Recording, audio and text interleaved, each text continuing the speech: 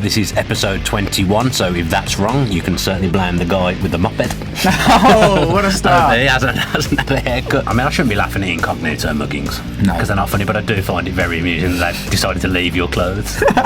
You've got a good-looking team, Dolan. I'd describe them all as housewives' favourites. Chester's got the body of an Adonis. Can I believe it, man? Good impression. Yeah, not bad. It got better as the impression went on. That was. Oh, hello, Marlon. I said to Anne, should we leave this up on the fridge permanently? And she was like, no. But it's still there. Big Marlon's still on the fridge. Hello, welcome to the Villa podcast with myself, Dan Bardell, and Tom Julian next to me as well. First off, we want to apologise a little bit, although not all of it's in our control, because it has been a while since we've done a podcast. Yeah, this is the second time in a row that we're doing 3 games to talk about. We were supposed to record on Monday, yeah, but they've had booth maintenance issues. I mean, they've done booth maintenance, they're saying, but I'm not seeing anything reflective in here. They certainly haven't spruced up the decor, have they? No, still very, very bland in here, I would say. A bit like the last podcast that we did, that was quite bland, because it was after Watford, wasn't it? Do you know what, I listened back and then I listened to... I did not listen back. No, because I wanted to hear how downbeat we were, and we were downbeat. But then I listened to Under a Gaslit Lamp as well, and they were as equally. It was such a weird podcast, the last one, because Girobi, because of the horrible nature of the Watford defeat. And it was horrible. And there was just nothing good to talk about, and yet we kind of sat here, and you and I always try and take the positive, so it just felt like this horrible roller coaster ride of, oh, this was awful, but it's the January transfer window. There could be fresh hope, and it proved to be. You know, we'll get onto the Burnley game a little bit later, but you know, you're all down in the doldrums, and then the Villa pull out a good away performance. Big win is a massive win because it dragged other teams down into it with us a little bit, including Burnley. Yeah, so it kept us within touching distance of the rest of the bottom half. So it was a massive result. Absolutely, and a massive performance, to be fair. Yeah, totally. And we've always talked about how away form is the one that gets away often, and we played really well. You know, return of Tyrone, and it was just a new formation, a great team performance. Wesley played well, obviously. And we'll never see him again this season. And that happens, which is really unfortunate. But you know, we'll get into that in a minute. We obviously got the Leicester game to talk about, lots to get into there. We'll touch on the Fulham game, but not go too deep into that. 1, because it was terrible, and 2, because we're out now. And Fulham away, I think every time I've been there, I've had a great day, except for the game. Yeah. 6 times I've been there, I've not seen us win once. I was speaking to Kieran O'Cole, and he was there, I saw him. He was basically like, just before half-time, he was like, I'm just going down to the concourse. I saw him walking around with like food, various different bits of food, looking a bit lost. I saw him a few times, he looked lost. He wasn't interested in the game from what I could see. He definitely wasn't. But yeah, we'll talk about that briefly. But let's talk about last night first of all then. I suppose if you think about it, the 3 games that we've had, the one that we lost is the one you would have picked to lose out of the 3 that we're talking about. 100%. Yeah, so that's good. Totally agree. Yeah, it feels like it's good not to lose, obviously, but if you had to. Well, I think the busyness of the fixtures and with the key injuries that we've had, if you're out of the FA Cup, good. Fine. Especially now that we're kind of still in the League Cup, if you know what I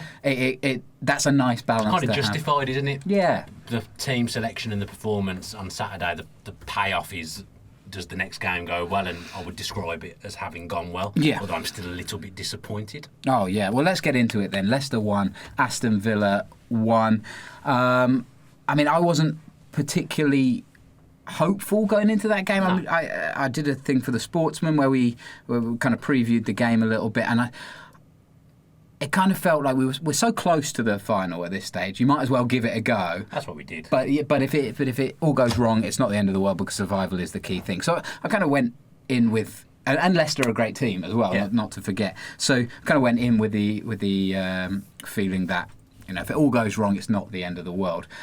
I would say Leicester aren't used to playing in cup semi-finals, whereas we've probably had a bit more of an experience of that in recent times, of having the pressure knockout games, the playoffs, for example, twice. We've had semi-finals in the playoffs. Yeah, FA Cup. Where you need to win. So they're not necessarily used to those occasions, although you probably looked at our 11 on the pitch and probably only Jack has played in a semi-final. And how much do you think that makes a massive difference to the players when they're playing at their home stadium? You know, it's not like it's at Wembley. And it's also different being at home first, I think. Yeah. You want to get off to a good start. before the game, I would have been happy to be in touch. Like if we'd lost by 1 goal, I'd have thought, okay, something to take back to Villa Park there. But to be 1-1 and go to Villa Park is an excellent result. But if it had been 1-0 like it nearly was, imagine. Yeah. Well, I mean, Leicester didn't show any signs of nerves starting off the game. They were definitely the brighter of the two teams, and I mean, several. You could count several players, Maddison, Vardy, all having early chances. Villa defending doggedly, to be fair, and but it looked like Leicester might kind of, if they got one, they might go on to get a few more. Yeah. When they got back to 1-1, I thought, oh, this is very reminiscent of the Spurs game. I mean, you're jumping ahead there, aren't you? Sorry, no, I'm just saying. No, like Forget the rest of the game. When they did score, it felt like it could be. But what about their start though? How they started off so brightly, and we were under the cosh. You'd expect that though, wouldn't you? A little bit. I mean, we were set up to defend last night. There wasn't much adventure from us. I mean, we had 1 shot on target, and we scored from it. So I think the game plan was executed very well, actually, and we were happy with that. I think with the 3 centre backs, nullifies Vardy a little bit because they're all quick, so he can't make the same runs that he normally does. We weren't playing a high line at all. We were sat very, very deep. Yeah, he had a couple of chances, didn't he? Especially late on that chance. But they're not his typical. No, someone's played him in over the top and he's got him behind. Like he destroyed us earlier in the season. Yeah, they're like tight angled shots. Villa's defenders are still on the scene. Snapshots. I think it shows the class of him as a striker that he still could get a few chances away, even though he's got 3 centre-backs who played very well last night. He still does get into those chances. He just didn't have any gimmies, did he? No. They were difficult chances, the ones he did have. And that's been a product of this 3 at the back, where we saw it against Burnley as well. I mean, Burnley, again, had a few chances, but we seem to be a bit more resolute, a bit more solid. Yeah, that's exactly the story of the season. Is Villa getting overpowered and teams just basically passing through us, and it being too easy to get between the lines of the Villa team. It gives us a good base 3 at the back. It gives us something to build on, even when we're not playing well in a game. We're like you say, more resolute now. You've already mentioned him this evening, but NYLAND had a fantastic game last night. Out of this world, and he's just been. Since he's come back from injury, he's been an absolute revelation for Villa, hasn't he? Do you think he's kind of taken the pressure off Dean Smith in terms of trying to find a new goalkeeper in January? Or do you think we're still searching? I think we're still searching. I understand we're still searching. For me, it wouldn't be a priority now, and I'm sure it's not the number 1 priority of the January transfer window, but people are saying to me, oh, what if NYLAND gets injured? Kalinic is gone. You've then only got Sarkic, who... To be fair, if you're not getting a chance when 3 goalkeepers are injured, when are you ever going to get a chance? Yeah. So what's the return on Steer? Is it next month? He'll be back the end of February. End of February, right? But then he's not going to be able to come back and just play straight away. Steer. So, I mean, it sounds cruel, but you might be writing him off for the season. It's harsh. Well, it's not harsh. It's really unlucky for Steer, isn't it? He'll be kicking himself. That he probably won't be kicking himself because he's got an injury. You know what I mean. That won't help his recovery. Don't kick yourself, Jed. But to be the kind of hero of last year, certainly one of the heroes, and then not have his chance, and when his chance comes, he can't take it. It's really frustrating. Story of his Villa career, really. He's had a lot of bad injuries. He doesn't just get knocks when he gets injured. They're bad injuries, and he's probably, when Heaton signed, probably realised Tom Heaton's reasonably injury prone as well. He's had a couple of bad injuries over the years, so he's probably thinking I might get my chance at some point, but Heaton has got that injury, but unfortunately Jed's luck he's never in with injuries either. Yeah. And he's out. But NYLAND had a bad injury as well. Yeah, totally. Ever known a team get so many goalkeepers injured? Well, a couple of years ago we had 6 goalkeepers play, didn't we? I'm not sure that was all down to injuries though. Well, no, that's true. Lack of ability and lack of form at the time. Also true. Cheers. Remember Moreira? Oh, yeah. That we had on loan from Atletico Madrid, who I understand was on huge wages to be alone. Then he basically played once in the Carabao Cup and that was it. Yeah, did he? And they got sent back. Has he done anything since he's come back? He's somewhere obscure, I think. Is he? He's definitely not at Atletico Madrid. Right. But back to the goalkeeper in the sticks at the moment, Onion NYLAND, who was fantastic. And I asked you to make sure you got his pronunciation of his name right. Yeah? I don't think you've done it. Oh, NYLAND. NYLAND. What did I say? Or yeah. Fair enough. I I wrote this guy off, absolutely. There's no doubt about that. I did. And when he was first in the Championship, I thought he looked terrible. I thought he looked really, really poor. I think he said himself he wasn't great. Yeah, well, he wasn't. I think you could look at him. I thought he was a bit of a disaster, to be honest. And I never ever saw him coming back to play for Villa. Especially not in the Premier League. Oh, he had a really bad injury, like you say, and was out for 9 months or so. And I just didn't see it happening. And since he's come back, he's made save after save of top quality, and he's come and collected the ball. Obviously, that I think there's a gif going round of him coming out and claiming the ball. Burnley. Yeah, wonderfully. And he's just shown himself to have come on leaps and bounds. So this is my open apology to NYLAND. I'm not sure he warrants an apology, to be honest. Well, do you know what? I got because you do a podcast when you've slagged the player off, it doesn't mean you have to apologise. I think it's fair. I never saw him playing again for Villa. You weren't nasty about him, were you? Well, I would have been happy if he left in the summer. Oh, okay, yeah. Yeah, but listen, that's it. But he's done really well. I got called out a couple of people on Twitter saying that I needed Villa mad getting on my back. I'm sure I'm not the only one who wrote off NYLAND. I'm pretty sure there's one person definitely still doing it. I've seen on Twitter. Oh, we won't name him. We won't give him the satisfaction of naming him. Oh, right, okay. I think he's just being stubborn at this point. Is it Max Roberts? Yeah. Okay. we won't name his name. I remember Max being as unimpressed with him, shall we say, as me. I mean, I stuck up for him last season because I did think he was playing behind a shambles of a back line at the time. I mean, James Chester's playing on one leg for the first half of that season. Yeah. Hutton at centre-back on occasions, Bree at centre-back on occasions. I think sometimes the goalkeeper instills confidence into the defence. I don't imagine that defence was instilling much confidence into NYLAND when he just joined the club. So it was difficult circumstances to come in. I think if he'd stayed fit, he'd have probably got better as the second half of the season went on. I think he said this himself or implied it. That he's worked on the physical side, so he's made himself a bit more resilient. I think that's what he needed. You think of the Jay Rodriguez handball as the first bad goal that pops into my head from his time in goal last season, NYLAND, and flimsy the way he came out. Whereas now he's not flimsy, is he? The way he's coming out. He's coming out and getting things. He's making decisions. He's decisive. And he's going through. That's what I say. I want in a goalkeeper. Decisive. Totally. He's going through people, whether it's attackers or defenders. He's coming out and he's claiming the ball. Like you say, decisive, strong, and yeah, he just looks like a completely different keeper. And I'm so glad to see that. And even his post-match interview, I felt he just looked like he has a status about him. And it was lovely to hear the fans chanting Norway's number one, and that must give him so much confidence. I mean, I couldn't tell you who Norway's number 2 or number 3 was. No, but it doesn't matter, does it? I'm just saying I couldn't. Do you know what? It's like he's got the fans on side, the people like me who turned on him, and he did get a bit of stick in the because there was a point where people were like clapping him when he caught the ball or whatever. I never liked stuff no, like that. but obviously there was a big faction of the fans who weren't that impressed with him, and now he's got everybody on side, and that's massive. And as well, the players, you can see the players always going up to him and just going, yes, you're the man, kind of thing. There's I a huge. I've not done that to him. I'm hurting from the gym. Are you? Yeah. You're hurting all over, aren't you? I touched you on the head earlier, and you went down like a sack of If I spuds. think there'd have been a VAR review of what you did to me earlier, we're off camera before we started. There would have been a look at it.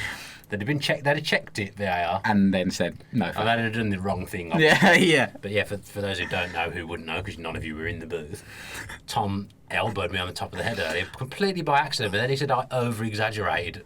I brushed your head, and you were like, it was a down. I wasn't. I was holding my head. Oh. It was a downward motion. It was onto pathetic. the top of the head. It wasn't like a UFC bit of a wrestling move. move, if you will. I thought You reacted like a wrestler. The people's elbow. Have you ever seen the people's elbow? That's not how it's used. The Rock does it. Anyway, listen, we're out of kilter already. So Villa under a fair amount of pressure the first 30 minutes, and then from nowhere, almost, Villa take the lead. Gilbert at the back post. That predator. Yeah. What were the odds on Gilbert first goal scorer? Yeah, I'd forgotten he'd scored for us before. Actually, he scored in the previous round of the league at I think it was the second round when we entered the tournament. He bent one in, didn't he? Yeah. Coming on as a substitute. I think he was playing left back at the time, but it's an important goal. Could go on to be a very important goal. Massive and fair play. Gets on the end of El Ghazi's cross, beats Chilwell, who everybody's saying everything good about Chilwell. Switched off a little bit, Chilwell, didn't he? I mean, it happens. It happens to all defenders. Of course, but it was great for Gilbert to be there, first of all, and to have the kind of nous to get in front of his man and just knock it home. I mean, Chilwell's just thought there's no danger here if the cross comes past me, because he probably wouldn't have expected Gilbert to... I don't know why I've called him Gilbert all of a sudden. Gilbert to dart to the back stick and get there, would he? Because he's not a renowned goal scorer, but it's those fine margins. You switch off, the unexpected happens. It's a good finish as well. Yeah. He took it well. There's a lot of Mr. Gilbert in between us gifs and little videos going around last night. I enjoyed them a lot. Yeah. It's always good to see an Yeah. in between us video. What says Will from the in between? Oh no, I've done a bad thing there, haven't I? Yeah. Naive. It was very naive. On the other side, perhaps one of our weaker players last night, Neil Taylor, struggled a little bit. I thought. Yeah, I did. I thought Pereira did him several times. Half, not in the second half, I wouldn't say. I thought he was pressured less in the second half. I didn't think he played better. Maybe Leicester didn't do as much down the left-hand side. I mean, he hamstrung us going forward a little bit, although we didn't venture forward that much because we just couldn't keep hold of the ball, which I'm sure we will come on to. But I didn't mind Neil Taylor in a game like that, when you're not going forward much, even though you're playing with wing-backs. I kind of think Taylor put in an acceptable display because he doesn't get caught out defensively, and that's what you need in those kind of games. We haven't seen the best of Matty Targett. We will now, I think. In the last few games, but this system's really going to suit him, isn't it? Yeah, it's like obviously Gilbert's popped up the back post and scored. I think it will suit Targett. I think his best games for Southampton came when they moved Bertrand back to left centre back and put Targett at left wing back and gave him the licence to go forward. Sure. Because he has got a good delivery. I mean, at the moment there's no one to deliver into the box to, so it doesn't matter if there's a good delivery or not. But he will. The defensive side of the game is his weaker point. His attacking is better than his defending, so I think the formation will suit him. I thought he might be back. I don't know whether he'll be back for Sunday because Dan Smith hasn't done his press conference at the time. Yeah. But I saw images of him in training. Okay. So I presume he's not far off. Right. Good. Well, I'd like to see him because he was getting a bit of stick, even in this parish, about his performances and his kind of mentality, his strength on the pitch. So it'd be good to get him back. Taylor. No, I mean Targett. I'm just saying Neil Taylor is what he is really, isn't he? Yeah. You know he's not going to give you the going forward. He's not a Premier League defender. He has been for a fair amount, well, not a fair amount, but a portion of his career, because he was for Swansea for a few years and was quite highly rated when Swansea had Rodgers. He played well under Brendan Rodgers. I can't see it. I mean, he'll stay at Villa and I think he'll be a decent backup, but he's probably got another year on his contract, I would suggest. Yeah. It could have been 2-0 for Villa. Ezri Konsa absolutely hammering the bar. Pivotal moment. Hits the side of his head. It's an odd header. I don't know if you've seen it back. He kind of hits it there. It's a beautiful delivery, and Konsa does well to meet it, but rockets back off that bar. I mean, imagine the scenes of being 2-0 up. Yeah, just before half time as well. Yeah, would have been massive, but I mean, it would have flattered us 2-0, obviously. I mean, 1-0 perhaps flattered us as well. I'm trying to work out whether it was a bad miss and he should score, or whether he's just unlucky, like he's had to adjust quickly and head it quickly. I don't know whether you think it's a bad miss, that he should score. I don't think it's a bad miss. I don't know, really. I don't know. I don't think it's a bad miss. No. Honestly, it's weird how he heads it, because it shouldn't be kind of coming off the side of his head. But maybe he's just got ahead of the ball and had, like you say, had to adjust. But then, if you're going to be critical of him, then should his run be better? Because it's not like it's deflected and he has to. No, it's a great ball in. Like you say, because Schmeichel didn't really know what to do when it came in. And that's what you want from those kind of deliveries into the box. So, yeah, I was just trying to work out whether he should score or not. I think you're probably right.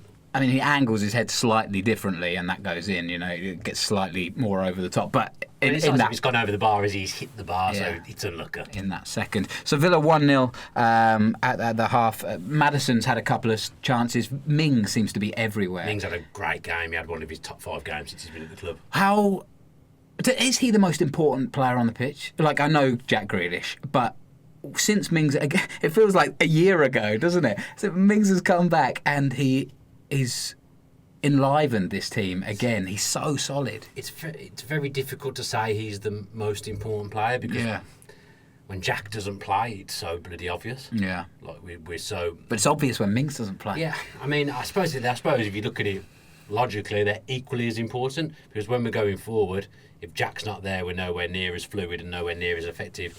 And if Mings isn't in the defence, it looks a lot ropier. Yeah. So it's equal, isn't it? Yeah. Like, we've obviously lost three important players for a big stage of the season.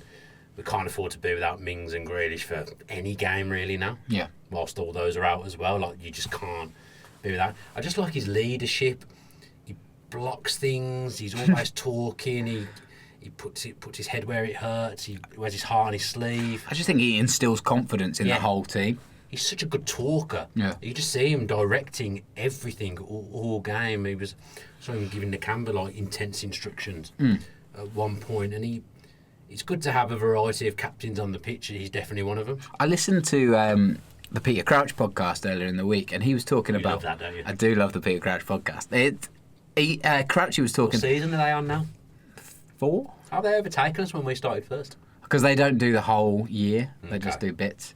Maybe we should stop doing that, because then we can like, if we split it, when we could get to like season 10 by the end of the season, people will see who haven't listened before and go, "Oh, this podcast's got 10 seasons." 3-week seasons, yeah. right? Podcast's got 10 seasons. It must be good. Maybe. And then I'll listen to it and decide it's not. Anyway, the episode was on captains, and he was talking about how people don't.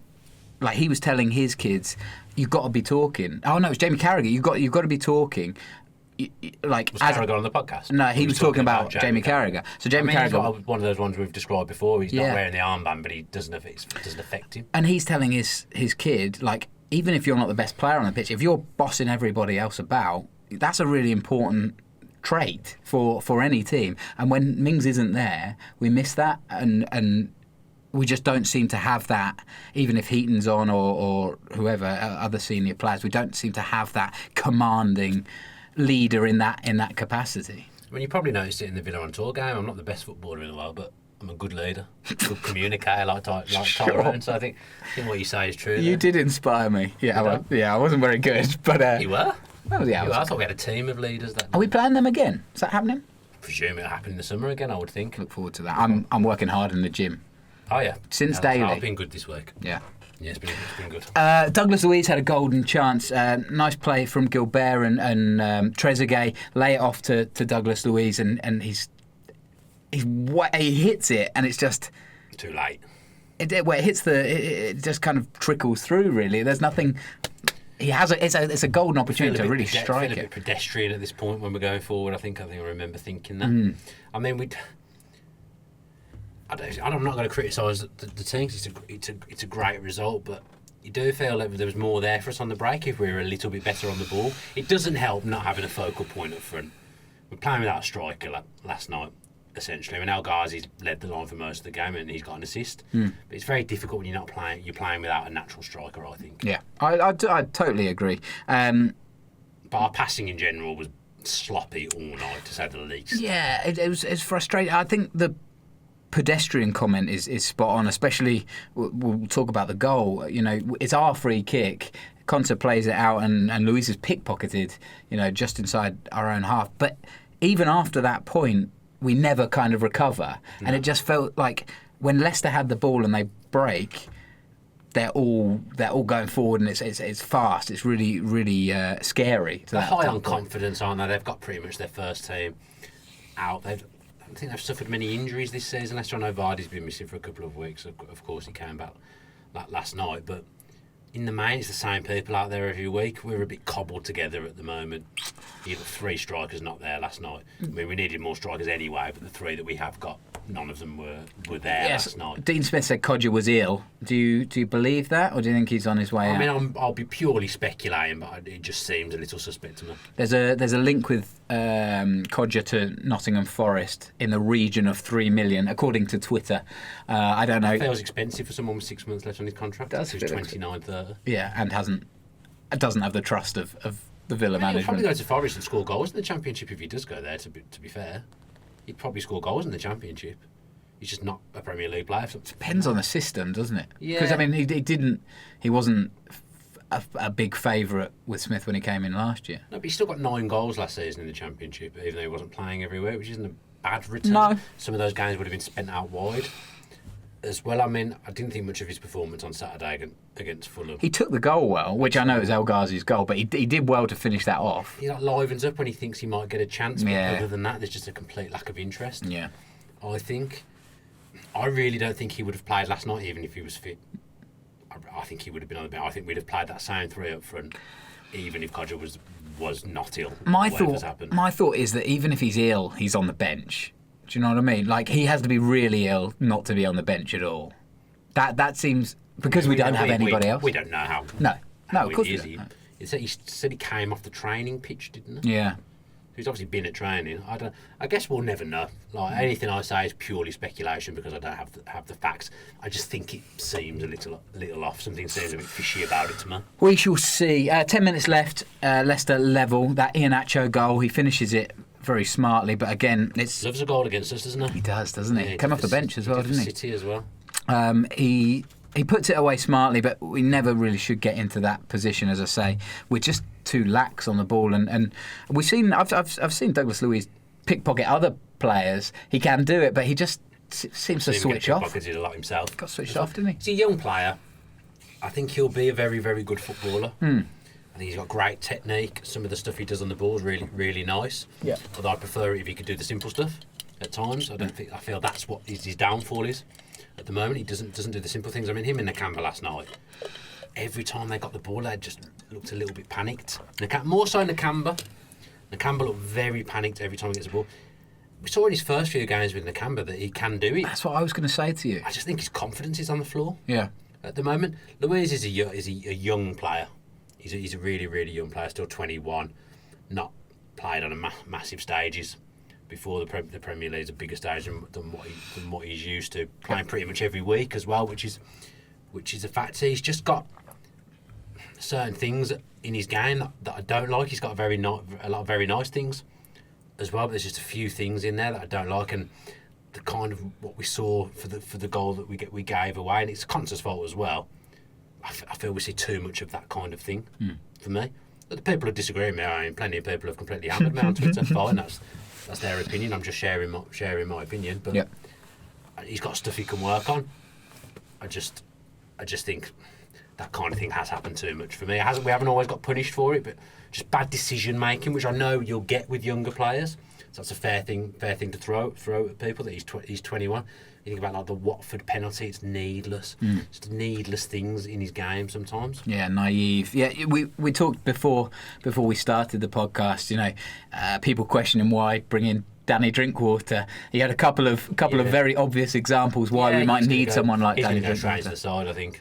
Yeah. And it's hard to argue against it. Yeah, I'll talk about him a little bit more. Smith said of that goal, it was a bit of a farcical goal to give away. We could take an awful lot of confidence and belief from the performance to come away here unbeaten for one. But it was a farcical goal which we've given away, and it blotted the performance somewhat. Fair? Conser got booked just before he took the free kick. Smith said may have distracted him, put him off a little bit.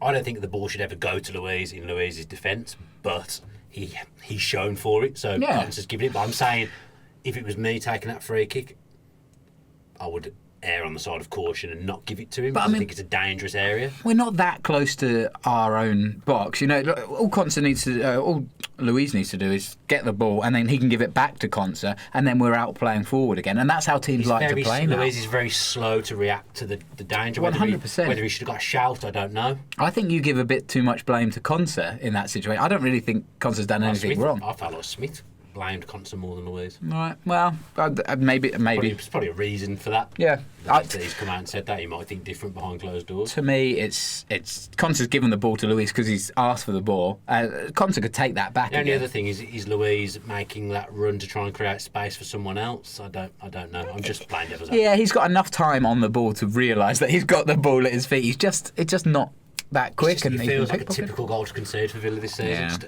our own downfall. We've plotted it. Very frustrating. Vardy has a great chance at the end, rifles it into the side netting. Half of the stadium think it's gone in. Satisfied when that happens. When it's always a nice thing to hear. And then Soyuncu. Mastered that since the last time. He really has. Yeah, I couldn't do it. He has a header, well saved by NYLAND'S as well. So. Leicester had their chances and probably feel a little bit aggrieved that they only come out of it 1-0. I mean, you only have to look at the stats in terms of the shot count and the possession to say Leicester dominated that game, but we had to play that way. I don't think there was any other way we could have played, and I think it will be pretty much the same on Sunday. We're cutting it fine for getting a striker in before Sunday. I think it'll be pretty much the same on Sunday as well. If we go out and attack Leicester, we get mauled 4-1 again. So I think it was the right decision. I don't think Dean Smith likes playing that way, but I think it was the right decision. How do you think he plays at home? Do you think he plays the same way? Depends who's fit, who we've signed. I mean, God, I don't think I want it to be going to penalties or anything like that. I still haven't recovered from the West Brom penalty shootout in the past. Our prime objective at Villa Park will be to keep it tight, but the atmosphere will be electric. It's a proper semi-final now. Yeah. That's all I wanted. I wanted to be going into the second leg with us having a shot and having a chance. You don't want to be playing a second leg when you've been beat 3-4-1 in the first game. You want it to be competitive, and that'll be a really, really special night under the floodlights at Villa Park now, because our fans all will want to win the League Cup. I want to win something. I haven't since win anything proper since 1996. It's too long. It's too long. We've had a good affinity with this competition over the years, and the earlier rounds, obviously, we've played like a reserve side. Essentially, we took it seriously last night. Leicester took it seriously, which I think you have to when you get to this stage of the competition. Yeah. Leicester, you could see the Leicester fans last night were behind the team, their atmosphere in the first half. The Leicester fans seemed quite loud, not so much in the second half. Well, they'll consider it exactly the same as Villa, won't they? Like, want to win things. Silverware doesn't come around that often, and obviously the two Manchester clubs, particularly Manchester City in recent years, are au fait with winning things. Yeah. It's kind of the normality. But for Leicester, obviously the league came a few years ago, but it doesn't come around every day, and Rodgers will want to win it. Smith will obviously want to win it. Rodgers hasn't won anything in England yet, if my memory serves me correctly. I'd say that's about right. Obviously he's come close with Liverpool with things. Yeah. I think the Swansea League Cup was the year after under Laudrup, so he hasn't won anything in the English game yet. So he'll want to win. He'll want to win a trophy. Of course, all four teams that have been left in the competition want to win a trophy, although I think Man U did an impression of a team that did. Yeah. But saying, everything we said, we want to win a trophy. Obviously, the FA Cup game, we're sat here not celebrating that we're out, but we're. Yeah, but you're. If we hadn't gone this far in the League Cup, the FA Cup might have annoyed me more. You've got what, 5 or 6 games before you get into the final of the FA Cup. We've busy January as well. You only need one more good performance and you're in the final of the League Cup. So it doesn't take that much more. I had a bet on Villa to win the League Cup at the start of the season. Oh yeah, you did, didn't you? Yeah. No cashing out. I should probably checked it after that. I should have checked it when we were 1-0 up, to be fair. That was an error of me. I completely forgot about it. I'll see it through now. I'm going to see. It's going to be Manchester City, isn't it? Barring a miracle at the Etihad. The fact they've got one goal back just gives them that sniff. But I see they'll have too much for them, I think. Yeah. If they were going to the Etihad level, Man U, I think counter-attack, they've already done Man City on their own patch this season in the league, but it just won't suit them being behind, having to chase and come forward. Man City will just be too good for them again. Right. Part of me thinks, Man City obviously played Watford in the FA Cup final last season and won 7-0, and I've witnessed Villa lose an FA Cup 4-0, which wasn't an FA Cup final, which wasn't a pleasant experience. It was horrible. If you get through and you have to play Man City, there is that risk of getting absolutely smashed on the big stage. Again. Yeah.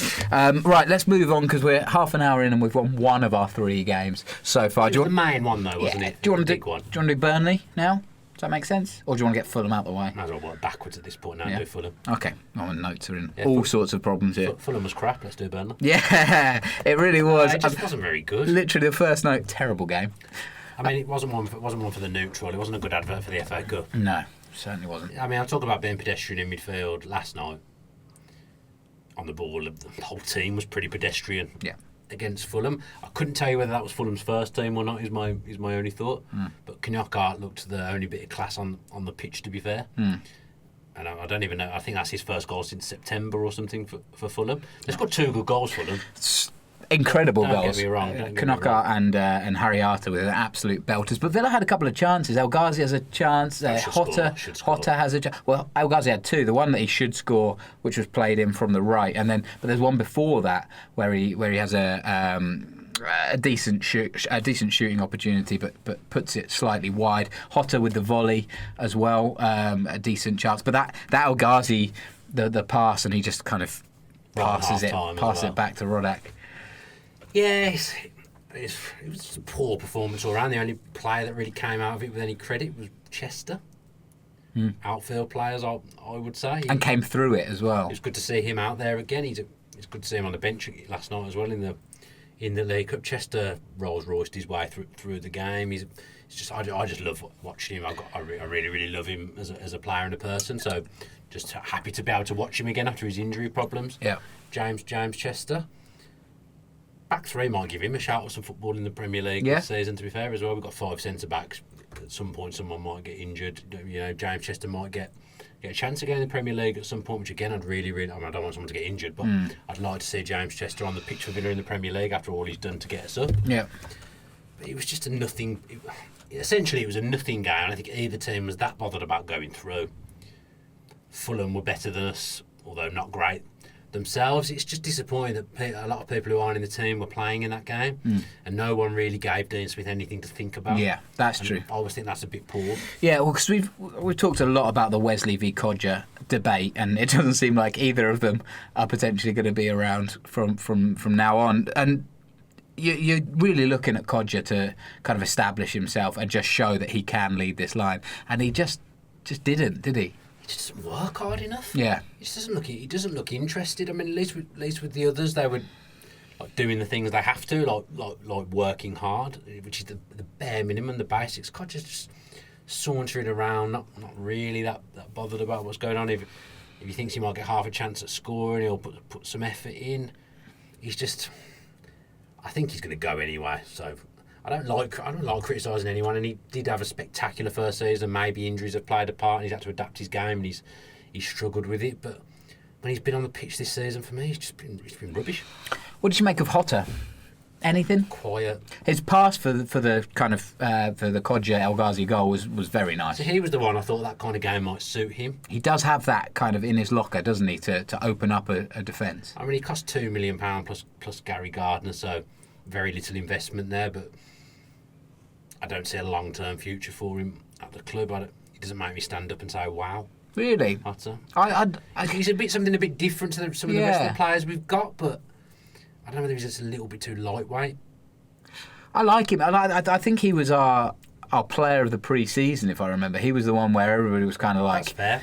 There's like you say, he was really cheap, and yet he kind of made the position his own. He's been injured a little bit as well, and I thought just those kind of... The injuries have curtailed him. Those sparks, the kind of volley and then the pass, it does show that he's got the quality. Oh God, he's definitely got abilities, and very pleasing on the eye when he does have the ball. I'd like to see more of it. I don't know where. I don't know how he fits in, I couldn't put him in over anyone else at the moment. Maybe it's one of those ones where the formation, the extra security in the defence now might free him up a little bit when he does play. Yeah, if he does get a chance. So you never know. I mean, the last game he played was at Watford. He wasn't very good. No, but nobody Maybe was. That's the overarching memory in my head of what I remember. I think he got dragged at half time. Yeah. Didn't he in that game? Or early, yeah. Unless I've completely made that up. But it's not quite happened for him yet. He showed in the Everton home game what he can do. Lovely through ball for Wesley, but I just haven't seen enough of that when he's been on the pitch. Yeah, so... I'd like to see him be a bit more busier. Not busy enough. Yeah. Yeah. Annoying that Harriata scored like straight after he'd come on. That's always frustrating to see. Annoying he'll never score a goal like that again in his life. It was a peach, wasn't it? Oh, you could see straight away. Yeah. He hit it very well. Anything else that you want to highlight from that game? We don't want to dwell too much on it. I had a great day. I hung around with some great people. I said Bedford Villains. I said I had to remember to give a shout out to Danny and the Bedford Villains. Very nice to me. Bought me a Jaeger bomb. I did a bungee jump in Bedford. Did you? Not with the Bedford Lions? No. No. My 21st birthday. You wouldn't get me doing anything like that. No, don't fancy not for me, Bunger. No, they bought me a Jaeger bomb. I think they're a lively bunch. Let me tell you, there was like a tray of about 50 Jaeger bombs came on. I was like, Jesus, when was this? Before or after? Afterwards in the pub. And to be honest, that was the start of my downfall. I hadn't planned to stay out that late, but I was late back home. Did you get trouble? No. I don't get trouble for stuff like that. No. No, not at all. Over Christmas? She wasn't expecting me to be back that late. I wasn't myself expecting to be back that late, but just got carried away. I mean, I ended up in a pub at the end with two Villa fans that I'd never met before in my life, just me and them. Everyone else had gone. Really? We just sat down having a drink. Aston Villa shirts on Instagram, which was the three of us. That reminds me. not yesterday morning, the morning before, I was asleep on the train going into work. And I miss your stop. No, my stop is the last one. You managed to miss your stops and stuff when you were awake, so yeah, it's true. You don't when you're... Yeah, well, I can't physically miss the stop. Anyway, I'm asleep. My son hasn't been sleeping very well, so I'm asleep. I wake up, and then there's just this guy coming through, and he looks at me. And I've obviously got drool and stuff. I'm not impressive. And then he turns around and goes, "You from the Villa View podcast?" And I was just like, finally. yeah, I was like, had this dry mouth. It was like, yes, I am. And that's how he recognised my voice, clearly. But a guy called Craig, very nice guy. Yeah. And we had a little chat about Villa and then parted ways. But that's nice. Similar to the thing where you just speak to somebody randomly. Bad about timing for you. Terrible timing. A moment of joy for you finally in that kind of arena, and you're dribbling down. Oh, horrible! Yeah. Someone say typical Tom Jr. yeah. I mean that's how he recognised me for sure. Anyway, but yeah, going back, the day was good. The performance was terrible. Always good because there's just so many class people on away days. Yeah. So many class people. Good. It's not really a away day for you, is it? It's 20 minutes down the road. It's an away day still because it's not at Villa Park. Yeah. Technically, it is an away day. I know it's not for me. It's only 20 minutes on the train, which is enjoyable if anything. Yeah. For David Brent, it's enjoyable if anything. For me to only have to travel 20 minutes and everyone else to have to do the drive. So the FA Cup continues without Villa, and we can kiss goodbye to that one for another year. I feel like the FA Cup won't lose any sleep over. No, I don't think anybody will. No, we're better off out of it. I think I don't like saying that because I love the FA Cup, but I don't think it's for us this season. No, maybe next season. Yeah. Hopefully in the Premier League and in the FA Cup. That'd be nice. All right, so go. And in Europa League because we've won the League Cup. Oh yeah, that's a nice little touch as well, isn't it? Although then when you're in the Europa League, you start to think, do we need to play? Don't need this. Wolves have handled it very well. Yeah. The Europa League and Premier League demands. They've actually shown how it should be done. I don't buy all this tiredness stuff because Wolves seem to be doing okay with both. Yeah. And they've used pretty much the same bunch of players. They've played. I think Conor Cody's played every game for them except for against us. Yeah. True.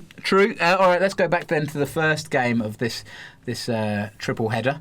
17 years ago. Yeah, Burnley 1, Villa 2. A fantastic away win and much needed 3 points, especially after the pretty abysmal Christmas we had. And this was the first time we'd seen the kind of new 3 at the back formation. It would have took Burnley by surprise, that I would imagine. Definitely, yeah, and I think that was obviously part of Smith's thinking. He's really thrown kind of caution to the wind a little bit, and it really paid off for him. You know, Hawes, Conser and Mings seemed to come together really well. Yeah, and they obviously carried it on again last night. Sorry, I got hiccups. Carried it on again last night. It's like Diet Coke, isn't it? I know, it's a bad. I never learn every week. Next week, don't let me come in with a fizzy drink. Okay. I never learn. Yeah. It was just we started on the front foot, played with a nice intensity, scored a pretty good goal that got disallowed for very little. Yes. Oh, yes. And then you start to think, oh, here we go. We've actually started a game well. We've scored. He's going to get disallowed. He's got disallowed. I knew straight away. I felt straight away that's going to get disallowed for something. Yep. It felt like too much had happened in the build-up that they'd find something some way to disallow with VAR. Yeah, it's just so stupid, isn't it? Wesley's shoelace was offside, but it essentially was that, wasn't it? It was the thickness of his heel. What happens if someone's shoelace is dangling down over the boot? Would they draw the line from there?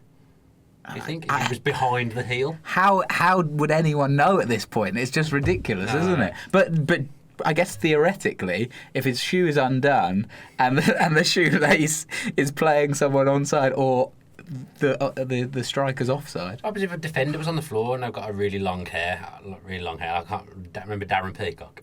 Yeah. Darren Peacock's on the floor. His long hair is like gone past the point. Would that count as being offside? I guess so. It's weird, isn't it? Yeah. Stupid. Very stupid. I absolutely hate it.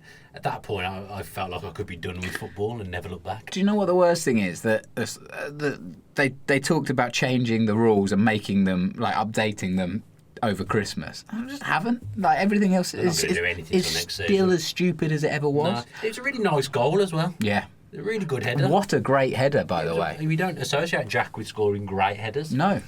I think he's only ever scored 2 in his life. With his head, I think both were last season. Obviously, one against Blues. I think Bolton away was a header as well. Good heading knowledge. And it's just a really good header, like Proper strikers. Yeah. Alan Shearer would have been proud of that header. Very much. You don't associate that with Jack Grealish with stuff like that. And it's not even just the header. The movement is perfect. He's the last man. He times his run to perfection. And I can't remember who put the cross in. Connects with it. It comes from the right. Is it Gilbert? Louise, have I got it written down? Of course not. I mean, no, it was Conser. Great Conser. It was Conser. Apologise to the notes. Is he down there? Apologise to the notes. I apologise to you. I'm not going to look at the notes and apologise to them. I mean, you kind of did. Have you had that? I feel like you've had that bit up the whole time and haven't looked through any of the rest of the notes. Oh no, I have. I've been moving. Oh, okay, fair enough. There's a lot that goes into this side of the desk that you don't see properly. You don't appreciate it. That's true. Very messy your side compared to mine. This is like my desk at work. It's an absolute disgrace. There's always food everywhere. We hot desk and people always, you can tell you've sat there the day before. That's gross. Leaving food in the keyboard. The day before? Oh, that's grim. No, I'm a bit untidy at work sometimes. That's not untidy. That's bad hygiene. I'm working on it. That's disgusting. It's giving me something to work on. Do you drip Diet Coke in there? No. Sometimes food falls, though, and sometimes it can get stuck in the keyboard and you can't get it out. You're grim, you are. Can't get it out sometimes. I don't like hot desking. I'd rather just have my own desk. Just have a pile of food in the keys. When we started hot desking in my office at work, the J doesn't work. Suddenly everyone was starting to get ill straight away. There'd never been much illness in my department. Now suddenly there's a lot more since we started hot desking. Right. I don't see the point in hot desking, to be honest. I'd have to have my own. There's enough desks for us all. Yeah, that's the thing. We all manage to sit there every day.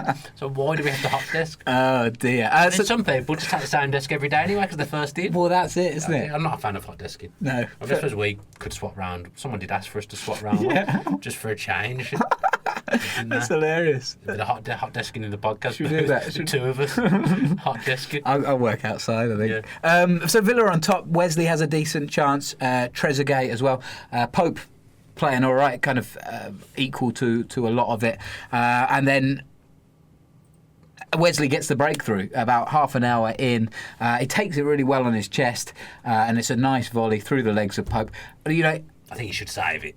I was going to say, if I'm going to criticise Wesley, as I'm one to do, it's straight at Pope. But I think as long as it goes in, it's a good strike, Tom. I think it is a good strike. He keeps it low, and it's a nice build up. That was the thing. Every time we came forward, it was nice passages of play, stuff we hadn't seen for weeks. Lovely build up, and I think Wesley does well to kind of bring it down and strike it quickly. And I think that's what catches Pope out. He doesn't expect it to come that quickly. It's so annoying that he got himself off the mark. So much has happened since then. He gets himself off the mark, has a good game.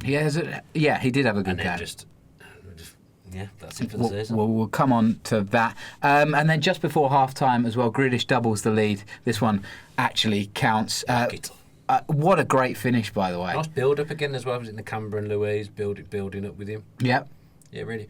So Nakamura and Louise, I thought they were both, I've criticised them earlier, I thought they were very good in that game, and people who say I hate Douglas Luiz, I tweeted after that game saying I thought Douglas Luiz was man of the match. You can think that people have had good games and bad games. Sometimes it's not exclusive that they're one or the other. No, I agree. Yeah. I agree. I tell you what, the Grealish finish is, I know we've seen him score great goals, but he strikes it so early and really catches Pope off guard. Yeah, and he's near post as well. And he gets so much power behind it. And I think if he's just been missing like an array of finishes, and I think he's shown that with his header, with the goals that he's already scored. His record this season's very good. It's phenomenal, and this was another different type of goal. I know it's another rocket, and he scored a lot of them, but it's a different kind of rocket. And obviously Gareth Southgate was there, wasn't he, against Leicester last night? He's got to be playing for England, man. It's silly now. Yeah. It's silly. He's good enough to be in that squad and go to the Euros and be a game changer for England. He's been fantastic, and we talked about Mings versus Grealish, and it's not one one or the other, is it? Maddison versus Grealish. No, Mings versus Grealish in terms of. Sorry. don't come at me. In that number 10 yeah, who's the kind of most influential? But it isn't one of the two. It's both of them playing, and it's great to see Mings corralling the defence, and then Grealish just making these things happen up top. I think he's got 8 goals and 6 assists, in all competitions, Grealish. That's a great record for this stage of the season. Yeah, double figures, and which he'll easily do if he stays fit and keeps getting those chances. And Gareth Southgate has to look at him. I think it's already his best goal scoring season. Yeah, I guess so, because that's always the thing, isn't it? It's always been, can he add goals to his game, and he's doing it. He's the complete package now for me, Grealish. He just has to be in the England team. If he was doing this for anyone else, I would be saying the same. And he's versatile as well. You know, he gives Gareth Southgate so many options, and he's going to cause people grief. Yeah, be one of those players I just think would be brilliant for England as well. to a lesser extent. You remember, like, Darius Vassell got an England squad. It was never that good for Villa. Vassell, he was good, but you know what? He wasn't spectacular. He didn't score loads of goals. Yeah. But he looked so dangerous for England. So quick, wasn't he? Vassell, wasn't he? He was something different. I just think Grealish can be someone different, even if he's not starting. Just bringing him on, your core team's all kinds of problems. England's got quite a tough group in the Euros. Can't even think who we've got. Croatia and Czech Republic, and then whoever wins the playoff. We always get Croatia. We've got Croatia. Yeah, I looked up the other day. We always get Croatia.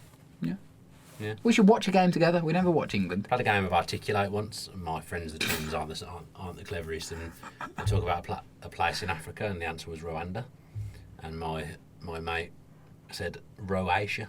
Right. So he got confused between Croatia and Rwanda. Tough that. Roatia. Rwanda. Yeah. Croatia. Nice. So Villa go in 2-0 up at half time, and you're thinking, well, this is the performance we've been looking football. for. Yeah. Yeah, but you still think, as a Villa fan, you still think we'll concede one and it'll be an uncomfortable end of the game. Yeah. Although we saw it the 9 minutes of stoppage time out relatively comfortably. Yeah. I would say, but Burnley obviously put it on us a bit in the second half. But we dealt with it well. We could have had more goals in the second half. Arguably, could have had a pen. Was Wesley in the box? Or a free kick? Yeah. Well, one of the two. I can't even remember what's going on. It's been so long. Wide when he should have passed. Yeah, Luis had a chance that didn't really have the power to it. The first half performance was exceptional. But Burnley started to build it up about 55 minutes in. Yeah. They started to put the pressure on, and that's when you start to get a little bit nervous. Chris Wood had a bunch of chances. Rodriguez put one wide that he should have scored. Rodriguez. His feet tangled. Yeah, it's like you can see them kind of just mounting the pressure, and you're just like, come on. It's like a dam trying to hold the water back. Yeah, and then obviously Wesley goes off injured. So let's talk about that. Ben Mee scythes him down. There's been a debate on whether he gets the ball, whether that matters. What's your opinion on that one? I mean, he gets the ball, but it's an outlawed tackle for me. The motion, the way he does it, the scissor. The scissor, yeah. You can't do that. And the fact that VAR look at it and decide that it's okay is again baffling. Like, VAR can tell that Wesley's shoelace is offside, but they can't tell that he's just had an absolute crunching, really bad season-ending tackle on him. It's just bizarre. He's done it previously, me as well. He's not like you with your water bottle. He's not in control, is he? I could have been in a lot. He's not in control of what he's doing, man. Yes, absolutely. Yeah, he has done it before. You're right. Well, it's a reckless challenge. Is he there? No, he's not their captain. Yeah, he is. He is their captain. Because Heaton's gone. Yeah, he's the club captain. Yeah, so it was an awful challenge. I don't think there's any getting around that, and I think Wesley gets booed, doesn't he, for diving essentially, and he's been stretchered off. I don't for 1 minute think Ben Mee's gone out to it to hurt Wesley. No. But I've spoke to ex-pros who say that it does happen in football where you kind of leave one in on someone, and he's definitely tried to do that. I think that's the kind of player he is, isn't he? He's a tough tackling centre back, there's a difference between just being tough tackling and just being outright dangerous. But that's a fine line, isn't it? And I guess a lot of the time you look at that and go, he's making the challenge. You want that kind of guy in your changing room or whatever. But you do that a couple of times and it's nasty, especially in 2020. It doesn't really happen that much anymore. I mean, there's no nothing you can do about this, but it just doesn't feel right that like Wesley's season's ended, yet Ben Mee just continues with zero punishment. It doesn't affect him at all. I mean, he may well have apologised in some way. I don't know, do I? But it's a bad tackle. You can't look at it. If Villa player had done it, I'd be saying the same thing. It's a bad tackle. It's out of control. Yeah. So Wesley out for the season, and as we've kind of talked about already, we currently have no replacement for him at all. Davis must be close. Wouldn't surprise me to see Davis in the 18 on Sunday. Yeah. Again, it would be good, but he's not a Premier League striker at the moment. At least he's a striker. Yeah, that's true. Beggars can't be choosers at this stage. 10 minutes later, Chris Wood gets that goal. He's just there at the back post, and he's a big striker, good header, and annoying because then Heaton is injured trying to save it. Yeah, the goalkeeper injury bandwagon continues. Looked bad straight away. You got the feeling, he's going to be out for months here. He is. He's out for a season. Massive blow for Villa because he's the one of the main leadership guys within the squad, and obviously Neelan came on and made a great catch, helped relieve the pressure. But Heaton was bought for a very specific reason, and we've now not got that for the second half of the season. Yeah, and we've talked about Heaton so much on this podcast about how he is more than just a great goalkeeper. He's a leader. He's a talker. He's an influencer. He's really in good form as well, wasn't he? Heaton? In great form, and I think I'd tweeted a couple of games before that he was our player of the season essentially because he bailed us out on so many occasions. And Neelan, my prediction now because he's not going to get that award. Oh, did you actually say that at the start of the season? I did, Oh, wow, tough. Prediction over. Yeah, tough for you. Half a mark, maybe. We will. Well, no.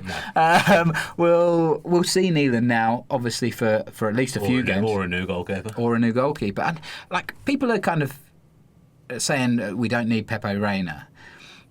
If Pepe Reina comes in, that's not a bad thing for Villa to have. It just feels like if we've only got a certain amount of money to spend, then I imagine Reina's not cheap wage-wise. We may not be better served off. First of all, we've got to get the striker situation sorted. That is the priority. We've got Drinkwater, great, but we need 2 strikers, or a striker and a winger that can play up front as well. I feel like we've called Sarkic back as well, and think about his development. Like he was doing well at Livingston, 22 years of age now. Like build up a little bit of experience now. I think he's been capped for Montenegro. He's definitely been in the squad now. I just think surely he's good enough to be the backup goalkeeper. And what have they called him back for if not? What's the point? Well, it seems an odd transfer strategy, doesn't it, to bring him back and then keep saying, oh yeah, we're still looking for a goalkeeper? Because like you say, we've got... Dean Smith kind of distanced himself a little bit from it last night, I kind of felt when he was asked. So he's left the goalkeeper search to Suso as if he didn't know much about it. But there is a goalkeeper search, which is... I understand it. I mean, obviously, 2 goalkeepers injured, you might not see either of them again this season.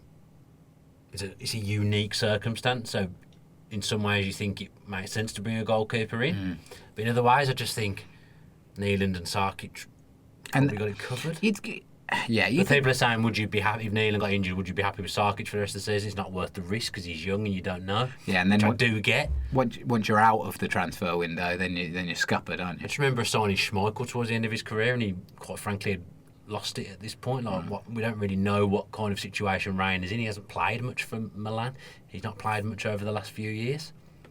He's back up to a very, very good goalkeeper at Milan. Donnarumma, he's the cup goalkeeper, so he's only been playing in cups. I'm sure he's still got a good kick on him. I'm sure he is still a good goalkeeper, but you don't know. I kind of like the idea that it's a great character to have around the place. World Cup winner, isn't he? Yeah, well, he's the guy that was just always there for Spain, wasn't he? Never played, and just always around. Man U won the Champions League in 98-99, and David May was like front and centre of all the celebrations. He'd never played. Yeah. Spectacular. I think he'd be a great person to have in that kind of goalkeeping. If it happens, hub I'm not going to be like, oh, what have we done this for? Absolutely ridiculous. But just if it doesn't, I don't think it's the end of the world. And if it costs us, instead of getting a striker or getting our first choice striker or whatever, shouldn't be. No, it shouldn't be. Should it? That shouldn't happen. Villa hold on for the win. Then, as you mentioned, Neelan makes a great kind of claim and shows us a little bit of what he can do, and then. From there, we've seen him play really well, which is exciting, and hopefully he can continue that for the rest of the season, or certainly for the foreseeable future. Is there anything else from the Burnley game that you really wanted to highlight? I really like the green kit now. Yeah, I've worn it. It's in the sale as well. Is it? Did you buy it the other day? I went to buy it and then I bottled it because no, you gave the big one somewhere that you were buying it. I just said to Jazz on Twitter that I was go and get it, and I got it and I put it in my basket and I put Grealish on the back, and then I had a conversation with 1 to 11 kits and I've gone for a retro shirt. So instead, it's a sensible choice in some ways. Yeah, a little bit, but I kind of feel that that's going to be a classic kit in 10 years. It's really hard to get. And then it won't fit me, though. That'll be the problem. It won't fit you now, to be honest, Kappa. It's true. I was going to go for a large. I was talking to you about this, wasn't I? Go for a large. You were talking about training tops. Also wanted to try. That was the problem, because when I put them two together, it was up to like £100, and then I was like, oh no, and then didn't do anything with it. So you've not even got one. Really cost myself. You haven't treated yourself once until your retros come. Yeah. It's true. You never have too many retro kits there. No, very, very true. So Villa unbeaten in the Premier League in 2020, which is nice, isn't it? You'd love to see it. You do, don't you? When we do the podcast next week, I feel we may not be saying this. I had to say it now, didn't I? Get it in there. Get it in there. So Danny Drinkwater, speaking of get it in there, is in there. 29 years old, played twice for Burnley. Only played, I think, 12 league games for Chelsea. So hasn't played an awful lot of football himself. A good signing? He's inspired me because instead of drinking Coke in a podcast, I'm going to drink water. That's going to be the thing. While he's there, I'm going to drink water. What a terrible joke that is. It's not a joke, I'm telling you, he's inspired. He obviously hasn't inspired you that much. Next week, Tom, I can't change what's already happened, can I? Right, okay. As you say, I think last night highlighted the need for someone another player who can look after the ball in midfield. I think he's got good pedigree. Sometimes moves just don't work out, and his last few years haven't been good. Yeah, I'm It's one of those ones I didn't think was true when we first linked with him, and then it's ended up happening. I'm really curious to see because I value Sean Dyche's opinion, but I also majorly value Dean Smith's opinion. I feel like Sean Dyche, even if he doesn't think what he said about Danny Drinkwater, he isn't going to come out and slate him. So I've heard that He doesn't really suit Burnley. I've heard that there was some character issues, and I'm not judging. He's made a couple of mistakes over the last few years. I'm not judging him before he gets into a Villa shirt because I want to see what he's like on the pitch. But I don't think Dean Smith would. I'm sure Dean Smith would have spoken to Dyche. I imagine that they know each other, and I'm sure that there would have been an honest conversation there. So I'd like to see Drinkwater, and I think he fits the bill. He had what did he say after he signed? I need to go through these notes now. We're basically paying half his wages for half a season. I think it's worth a punt. I'm massively excited to join such a big club. I want the club to stay in the Premier League. It obviously didn't happen in my last club, but I'm looking forward to the challenges, and hopefully we can do well. All normal things. All kind of a few years ago, things. Chelsea were buying him for 35 million. That's a lot of money, and he's a good player. He was a big part of Leicester winning the league. I know it's a few years ago now, but he's got something. I think he'll help us. Yeah. It's grown on me as time's gone on that we've signed him. Yeah. I mean, we can't judge him until we've seen him play. I think he'll probably play on Sunday, so we'll know more next podcast. Yeah. And the other one that we're linked with a bunch of people. What sits well with me about Danny Drinkwater is I think the number 4 shirt's spare. Is it? He was number 4 at Leicester. He suits a number 4, doesn't he? A nice little tidbit. Very nice. I presume he'll be number 4. A few strikers linked with the club. Obviously, Jay Rodriguez. Sean Dyche has come out and said no news to his knowledge. We are in for him though. Benteke, Glenn Murray, and then Christoph Piatek. I mean, Piatek seems like a lovely move, but it seems a bit out there. Just don't see us spending that money. No. I don't think we've got it. So I just don't. Just feel like there's a lot of people been saying it, and then it died down, and it's come back again. And he's been linked with so many teams as well, hasn't he? He's only 24. He's obviously set records where he's been. For a lot of money not that long ago. Yeah. He's done relatively well for them as well. It just feels like, as well, why would they get rid of a younger striker just because they've signed Zlatan? I know Zlatan's obviously going to play at 38 years old. Yeah. And Zlatan is Zlatan. Yeah. But it feels like getting a 38-year-old short term and getting rid of an expensive. That can't be the strategy. And I've got my mate Fred, who I've converted into a Villa in his UK team. He came with me on Saturday to Fulham. He's a Milan fan, and he says they are a shambles. Yeah. Like what you've just said. He's saying they can't operate like that. It sounds like they can. Right. Okay. James Rushton likes a bit of Milan as well, doesn't he? Does he? Yeah. He's tweeting about Milan. I think he follows them. Fine. Fair enough. Weird one. We need 2 strikers in there. We do. Who would you? It's desperate. Jay Rodriguez, Benteke, or Glenn Murray? What would be your choice? I just think, he's a little bit like, obviously, because he played for us before and I like that kind of thing, but I've just got this feeling that Benteke would do well for us if he came back. Do you? I just think Palace don't play to his strengths. I think we put in so many crosses that he would just score goals for us again. I think he needs to reignite his career. He's really stalled. Benteke, it's not like he misses tons of chances a game either. For Palace, they just don't serve him when he does play. I feel like he doesn't play every week. Glenn Murray would really fit the system, and he'd be a safer pair of hands. I'd have Winnie too, mate. Would you? Yeah. But if we finish the transfer window on Benteke and Glenn Murray, you're happy with that? I think that's really smart business for a second half of the Premier League. It's not a long-term plan, is it? No. It sounds like Palace are going to get Cenk Tosun from Everton on loan, which could free up Benteke, but I just don't know. Well, Batshuayi was linked with Palace as well, wasn't he? He's obviously been there before. I mean, he didn't want to move out of London, so he won't be coming to us. Well, he can't come to us. Oh yeah, well, unless we bought him. Yeah. I don't think we'll be doing that. No. Smith kind of joked about, maybe we'll buy Giroud, although I'm not sure whether that was a joke. It's not very funny, is it, that joke? Because I'm saying, you can't loan Giroud now, and he's on, maybe we'll buy him. I don't think anything's going to happen till the end of the window. I think they're talking about trying to get someone in for Sunday. I just think you quite often get the domino effect with transfers, and it always happens at the end of the window. That's the problem, though. We had that issue at the end of last window. We didn't get anybody in. Turned out all right, though, didn't it? At the end. It was a bloody disaster. I was saying this time last year. Yeah, last year was fine. Last minute, wasn't it? Yeah. But I would be very uncomfortable if we get through the whole of January we don't have any strikers. People turn their nose up at Glenn Murray, and not me. Fine, half a season, great. Yep. We just need somebody who's going to hit the ground running and gets a couple of goals early and gets high on confidence. Piatek, however you say his name. Yeah. He's guaranteed to come in and hit the ground running, play Premier League football before, and there's no guarantees with anyone, but that's. When we're 1 point away from the bottom three, as I believe we are at the moment, goes with another 30 million after we spent 120 odd in the summer. I just don't think it'll happen.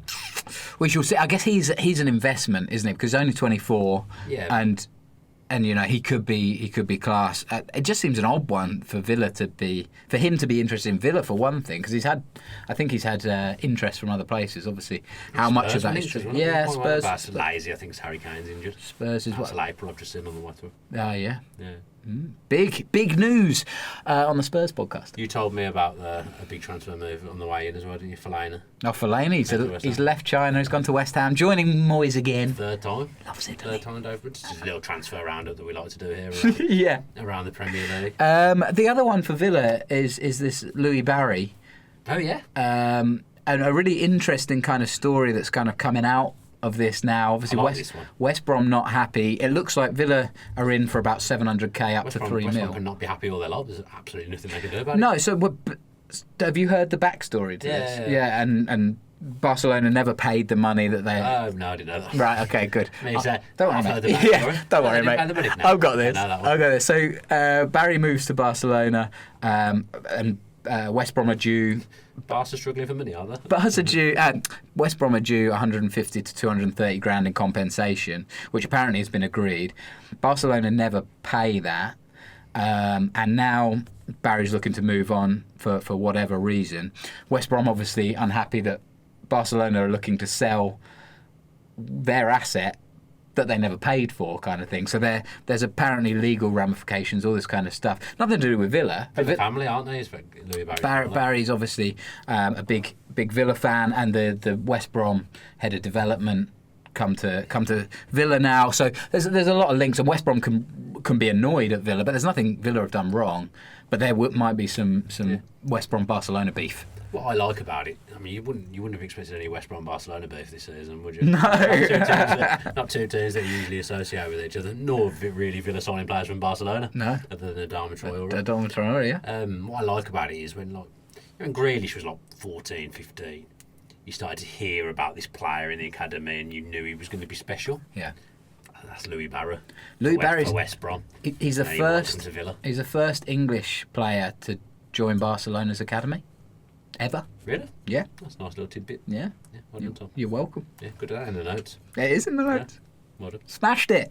Yeah. I'm hoping that happens. I understand it is going to happen. Yeah. But yeah. So it's 700 fee which could go up to about 3 million. I think 1.5 million. If he hits all his things, I guess maybe one of them is fairly quick. Yeah. But yeah, one obviously for the future. Where I'm from. Is he? Yeah, I believe so. Does his family still live there? No idea. I don't know. Okay. I've not really heard much of Louis Barry until the last week or so. No. You should get checking the yellow pages. That's my mum and dad. That's my mum and dad who's around. My mum will know. She's like the Barrys. She's like neighbourhood watch. She'll know. Always like peeking over the curtain. Mrs. Bouquet. She'll know what's going on in the estate. Okay, we are 1 hour 10 into this. And at this point, we don't even know if we've got editors tonight. No one might ever see this podcast. No replies. We might have John Inslee. Oh, we might have He's one. in. We might have one. He is in. He's loving it, John. He's finally, since I called him out, he's the right thing to do, because he's coming to play now, hasn't he, since I called him out for not doing anything. Yeah, a lot to talk about tonight. And generally it's been, from last week, it's been chalk and cheese, hasn't it, in terms of positivity. I look forward to it being negative again next week. Yeah, exactly, yeah. The roller coaster continues. And when are we doing it next week? We haven't talked about it, Tom. No. Early on in the week. We'll try and get it in. Again, apologies for we tried to get it in this Monday and we couldn't do it. It's not our fault. Yeah. Yeah. If you haven't yet received your mug, I think everyone should have received their I mugs saw an email come in yesterday or the day before. by now. Okay, I'll check the emails. Yeah. But yeah, please email or DM me or the Villa View, and we'll get them sorted, because you should have them now, even if you're internationally based. I think everybody should have them. So Everyone's jumping on the mugs now, aren't they? oh, everybody, There's a lot of mugs Villa everywhere. mugs is just, Villa View starts something, and everybody just comes on in, don't they? I think we could. Obviously, we didn't invent mugs. Invent I mugs. have noticed an influx of mugs on Villa Twitter. There's mugs all over the shop. Fair play. Yeah, why not? Nice little thing, isn't it? I love a mug. Mugs are quite in vogue. Are they? In general, yeah. Certainly in the Villa community. Everyone likes mugs. Certainly around Christmas, usually. You get a mug for Christmas, won't you? Yeah.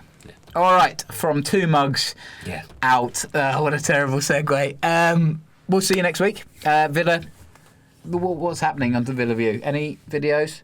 There'll be fan cams on. Fan cams Sunday. on Liam and Jacob will be doing fan cams on Sunday, I presume. Yeah. Yeah, I'll check in with them. And we'll do that. And then we'll be back for the podcast next week. Hopefully some good news to talk about. Fingers crossed. We shall see. Stick with the channel. Stick with the Villa. Up the Villa. Up to the Villa. Come on. If you enjoyed that video, why not watch another? Click the video choices on screen now to go and watch them in full. Be sure to subscribe to the channel by clicking our logo there on the left. Easy peasy.